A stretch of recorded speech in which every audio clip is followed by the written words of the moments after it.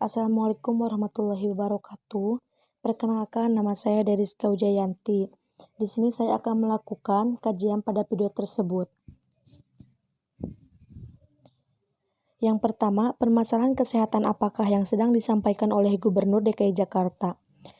Jadi, permasalahan kesehatan yang sedang terjadi di Provinsi DKI Jakarta adalah wabah COVID-19. Saat ini sudah menjalani bulan ke-7 pandemik.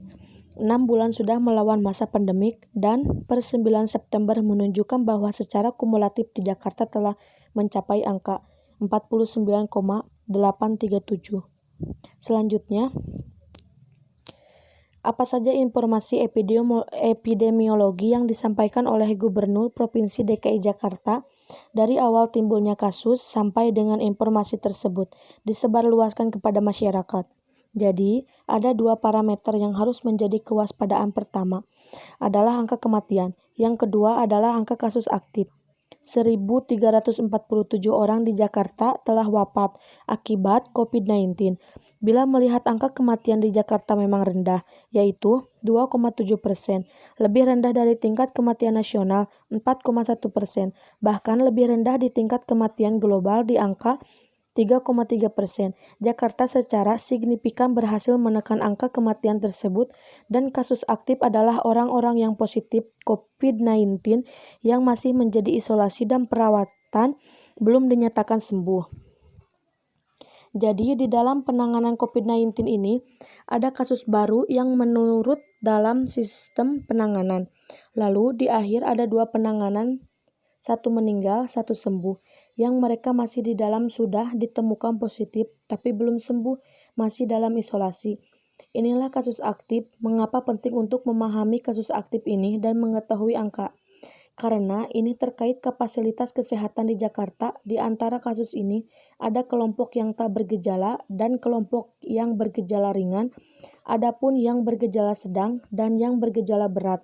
Inilah yang membutuhkan perawatan rumah sakit kualitas yang berat, membutuhkan fasilitas. Jadi sekarang rata-rata selama perjalanan 6 bulan ini, kita bisa mengatakan 50% tanpa gejala, 35% bergejala ringan, 15% bergejala sedang atau berat. Seperti ini yang membutuhkan pelayanan rumah sakit.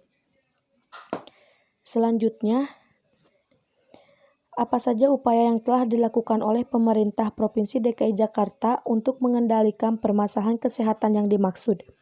Jadi, angka kematian sempat meningkat cukup tinggi. Lalu, pemerintah Provinsi Jakarta melakukan pengetatan dengan cara PSBB dan kurvanya menurun terus sampai awal pertengahan Agustus. Setelah pertengahan Agustus terjadi peningkatan terus-menerus menurun secara persentase. Memang rendah, tapi secara nominal angka kematian telah meningkat setiap hari, sehingga dilakukan kembali PSBB skala besar. Selanjutnya di sini ada bagaimana situasi pelayanan kesehatan dalam menghadapi permasalahan kesehatan yang dimaksud. Tenaga kesehatan selalu sigap menangani setiap kasus. Fasilitas rumah sakit ICU selalu ditingkatkan sangat berbeda di masa pandemik ini. Rumah sakit umum daerah Pasar Minggu diubah menjadi rumah sakit khusus COVID-19. Presiden memberikan dukungan bantuan dana pada masyarakat akan bekerja sama dengan Kementerian Sosial. Selanjutnya, bagaimana prediksi pemerintah Provinsi DKI Jakarta terkait permasalahan kesehatan yang dimaksud dan sistem pelayanan kesehatan? Jadi, dari yang disebutkan oleh Gubernur DKI Jakarta, berharap menemukan vaksin yang aman, efektif, dan distribusi secara merata. Seluruh pakar Indonesia dan luar negeri berusaha menemukan vaksin yang aman dan tepat. Selanjutnya, kebijakan apakah yang ditetapkan oleh Gubernur Provinsi DKI Jakarta untuk mengendalikan prediksi atau kemungkinan yang akan terjadi? Kebijakan yang akan ditetapkan di sini yaitu menarik rem darurat, yang artinya terpaksa kembali menerapkan PSBB seperti pada masa awal pandemi dulu.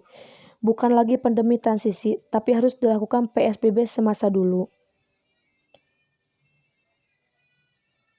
Selanjutnya, jadi kesimpulan yang ditarik dari video tersebut yang dapat memiliki permasalahan tentang perkembangan situasi wabah COVID-19 di Jakarta. dan pada kasus tersebut sudah mencapai 49.837 kasus, sehingga situasi di DKI Jakarta ini dalam keadaan darurat. Sehingga Provinsi DKI Jakarta akan menerapkan kembali PSBB seperti pada masa pandemi. Cukup sekian. Terima kasih.